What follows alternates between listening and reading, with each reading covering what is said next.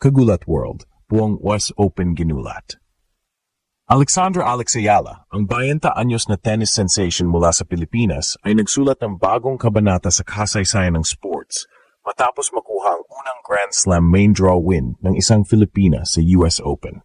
Sa harap ng libu-libong fans sa Flushing Meadows, pinabagsak ni Ala ang world number 14 seed na si Clara Tauson sa isang 3-set thriller, 6-3, 2-6, 7-6. Isang laban na tumagal ng halos 3 oras, puno ng drama, grit at puso, eksaktong katangian ng isang Pinay fighter. Sa unang set pa lang, pinakita ni Alex ang maturity ng isang veterana, matatag sa baseline, kalmado sa bawat deuce at maingat sa shot selection. Pero pagdating ng second set, bumawi si Tauson at ginamit ang lakas ng kanyang serve para mapantayan ang laban. Sa third set, muntik nang matalo si Ayala nang mag-lead si Tauson ng 5-1, pero dito sumiklab ang puso ng Pilipina.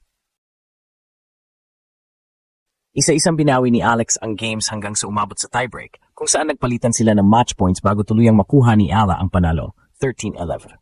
Nang bumagsak ang huling bola, napayuko si Alex, luha ang ngumiti at tumingala, tanda ng isang makasaysayang sandali para sa Pilipinas. Agad itong naging global headline.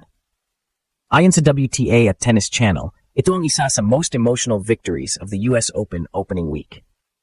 Sa Europe at US media, tinawag si Ala na the pride of Southeast Asia, isang bagong mukha ng emerging nations sa tennis world. Para sa mga Pilipino, ito ay higit pa sa panalo. Ito ay tagumpay ng determinasyon, disiplina, at paniniwala na kayang makipagsabayan ng Pinay kahit sa pinakamalaking court ng mundo. Sa post-match interview, sinabi ni Alex, "I just wanted to fight for every point. This win is not just for me, it's for my country." At totoo nga, mula Maynila hanggang Madrid, ramdam ng bawat Pinoy ang historic moment na iyon. Sa social media, nag-trending ang #ProudPinay habang libu-libong fans ang nagbahagi ng kanyang winning forehand clip na may caption na, "History made, a Filipina won at the US Open." Ngayon habang papasok si Alex sa second round at mas mahihirap na kalaban, dala niya ang bagong titulong iyon, unang Pinay na nakapanalo sa US Open main draw. At ang mas malaking hamon, ipakita sa mundo na hindi lang ito fairy tale, kundi simula ng isang bagong era ng Pinoy tennis. Buong US Open ginulat. Alexandra Alex Ayala, ang 20 anyos na tennis prodigy mula sa Maynila, ay tuluyang gumawa ng kasaysayan matapos masungkit ang unang main draw win ng isang Filipina sa US Open. Isang makasaysayang tagpo na nagpasabog sa crowd ng Arthur Ashe Stadium at sa buong tennis world. Sa laban kontra sa world number 14 seed Clara Tauson, isang tinitingalang European powerhouse, pinakita ni Ala ang pusong Pinoy sa 3 sets na puno ng matinding drama, 6-3, 2-6, 7-6. Mula sa unang pa lang, ramdam ang tensyon at determinasyon ni Alex. Sa bawat rally, sa bawat sigaw ng "come on", makikita ang tapang at kalmadong sabay niyang ginamit laban sa mas malakas at mas patikang kalaban. Sa unang set, mabilis niyang nakuha ang momentum sa pamamagitan ng agresibong baseline play at matatalas na passing shots. Pero hindi nagtagal, bumawi si Tauson sa second set, gamit ang kanyang explosive serves at malakas na forehands. Doon nagsimulang umikting ang laban, isang tunay na mental battle sa pagitan ng isang rising Filipina star at isang established European contender. Sa ikatlong set, tila tapos na ang lahat ng umabante si Tauson sa 5-1. Pero dito nagsimula ang milagro ng Pinay. Habang umaapaw ang sigawan sa crowd, hindi nawala ng composure si Alex. Isa-isang binawi ang games sa pamagitan ng matinding defense, smart placement at unshakable focus. Sa bawat punto, maririnig ang hiyawan ng mga Pinoy sa stands laban Alex, at yon ang nagbigay sa kanya ng lakas. Sa huling tea break, pareho silang nakatikim ng match points, ngunit si Ala ang nagpakikita ng mas matibay na puso. Tinapos ang laban sa 13-11, sabay bagsak sa court habang lumuluha. Agad nag-trending sa X at Instagram ang video ng kanyang huling punto. Makikita sa clip kung paano siya tumingala sa langit at pinahawak ang dibdib, tanda ng pasasalamat at pagod na tagumpay.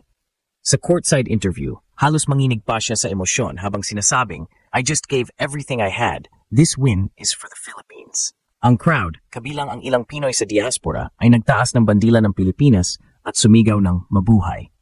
Sa sandaling iyon, ang buong New York ay parang naging Maynila.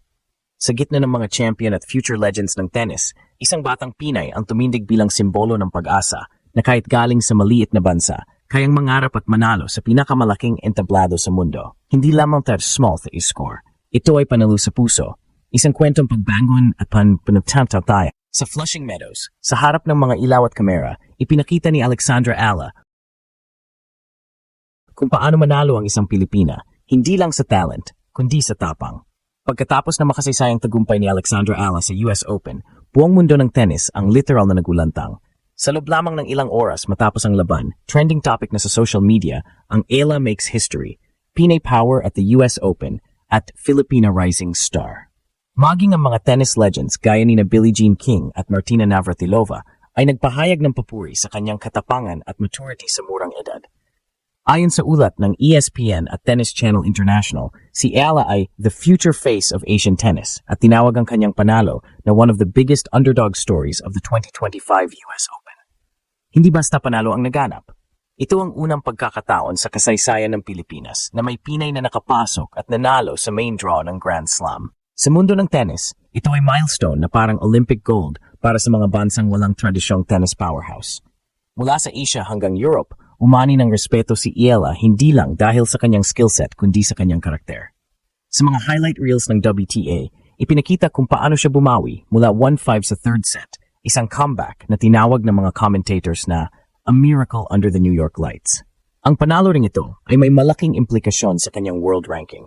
Mula sa labas ng top 100, inaasahang tatalon si Alex papasok sa WTA Top 75, isang malaking hakbang para sa mas madalas na direktang pagpasok sa mga WTA 500 at Grand Slam main draws.